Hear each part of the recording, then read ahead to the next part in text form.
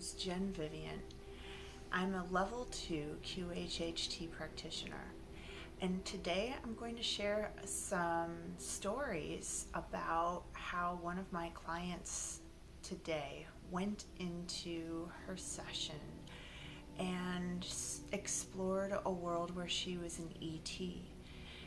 And I think it's just really fascinating, these things that people can see in these hypnosis sessions.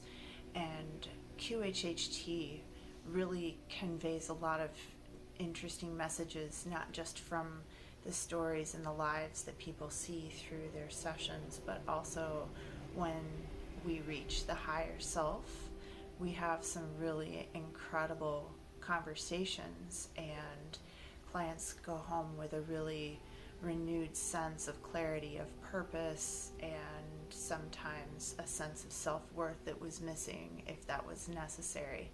And in this case, seems to be that was one of the most important parts for my client today, to go home with a sense of self-worth and related to self-purpose. It's really interesting because this particular experience she had in her session, she saw some really important people in her session. She saw herself as I mentioned, an ET. As she saw it, it was a Martian kind of person, the classic green skin with 3 fingers and little bulbs on the ends of the fingers. And she saw also people helping her throughout the time that she was on Earth. And she apparently was going to a lot of other planets doing this work, going to planets, finding people that might listen to her message and help her make the changes that she was there to change. So she was on these planets, these multiple planets, to enact change, to make things better for the next people who are going to inhabit them. And she also, as I mentioned, some dignitaries came into play. She had a conversation, a secret meeting room in the White House with President Carter when he was the president of the United States. Okay, so I'm going to just go through the story a little bit with a little bit of prose. There's a lot of really interesting detail that I don't want to miss. So to help you understand what I was hearing from her, she looked like a Martian-looking being, pale green skin, no clothes, 3-fingered hands and feet, bulbs on the ends of fingers and toes, big round head and big eyes, narrow back. Her job was a traveler. She goes to Earth and maybe a few other planets to gather information and bring back to her home planet for research and for scientific reasons. As she lands on Earth, lots of beings who look like her hurry toward her. As she lands on her home planet, lots of beings who look like her hurry toward her to gather the information telepathically. As long as they're within a certain orb of distance from her, they collect information just by telepathy. Then they hurry away to the laboratory with this newly retrieved information from her. They're studying what is happening on Earth because there is some kind of defect that is causing problems. Then they spread energy to Earth and other planets with these kinds of defects to help them along in their paths. They hope to figure out what the defect is so they can correct it. They're disappointed in humans for their violence and stupidity. There's also a sense of responsibility. They do feel bad for all the strife, and they do feel somehow like they're involved in how this all came about. So in one of her experiences, she crash lands and discovers that she's crash landed on Earth.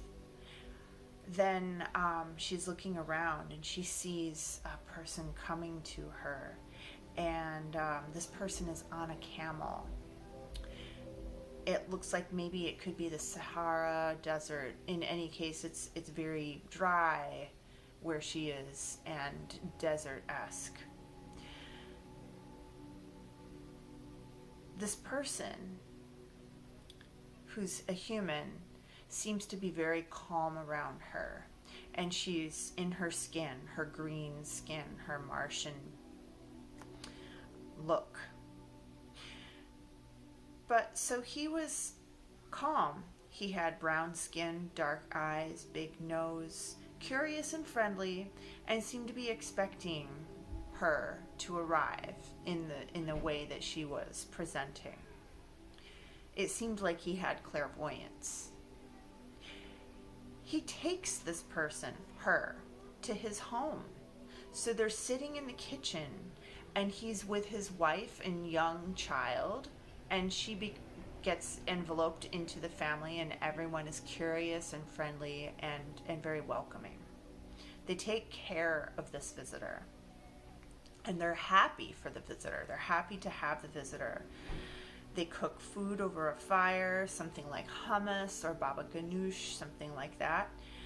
And in case of the Martian, she doesn't need to eat anything.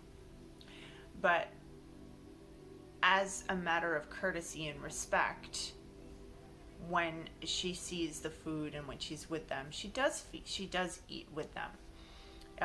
Her system won't be damaged by the food, but it does not need food. So this man and the family are seen by the Martian as important because they're going to help create trust and connection with other humans. So then in another scene, she sees herself as the Martian at the White House. Now this seems to be in a different era. As a sort of reminder to the backstory, she's a traveler, and it seems that the person had gone back and forth from home to Earth multiple times across time. So we're not 100% clear always about the timing of such events, but we do see in this case that it's during 1976 to 1980 when Carter was president, 77 to 80. So we're at the White House. The being is meeting with Carter in a secret room, talking about technology and how it could help the Earth. As she puts it, Carter is a trustworthy president. There aren't many of them, and we must take advantage of whomever is in power that is trustworthy and builds connections. They also talk about how to create clean water, making a more peaceful world by working with others, growing healthy food, and distributing it more efficiently. They talk about the problems of scarcity and of hoarding. They talk about how greedy people are clogging the market for their benefit by withholding resources. They talk about how frustrating it is because the planet was made in perfect balance. Interestingly, the Martian mentions that they, the Martians, are also working with AOC. Okay, and then on the next scene that we see our being, they have gone to their home planet. And on the home planet, they're having a conversation in a room. And I mentioned before that they were speaking telepathically to each other. So here they are again. They're in their home planet, in a room together, and they're having a silent communication together, having discussion about these things that the person, the being, my client, has brought to them, brought to their attention. They're figuring out what to do with Earth. The human race is well established, so they don't want to have a cataclysmic event that just wipes it all out because too much work has been done to get them to this point. So we can't erase it and start over. Words from my Martian client. And it is in great need right now, and it must make immediate corrections. So I thought that was a really timely session to share with you, and I hope that you'll take away something from this. And be well, and thank you so much for tuning in. Please like what you see if you like it, and subscribe to my channel. Thank you.